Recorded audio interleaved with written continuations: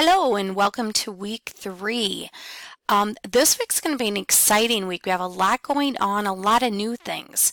A couple of different things with week 3. Remember that hospitals, for their procedure coding, use the PCS system. Okay, so we're going to learn 2 different systems this year. You learn CPT coding, which that's how physicians get paid.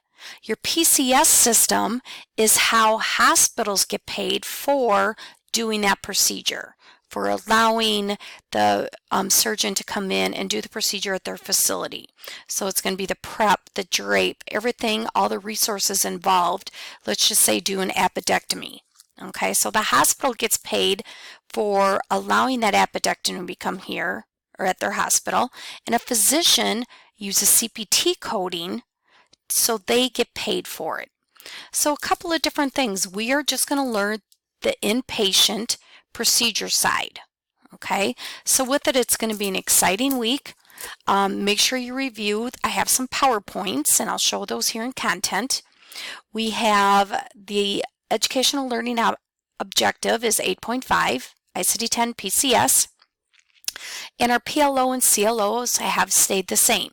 You will have a discussion, and we do quite a bit here, assignment 4, 5, and 6. So with that, again, go through your PowerPoints, and I will also have a lecture for the week. Assignment 4, again, you're going to start doing the PCS work itself. Okay, you're going to be using the procedure side of the book, something different where we've been just working with diagnosis. Now you're working with procedures.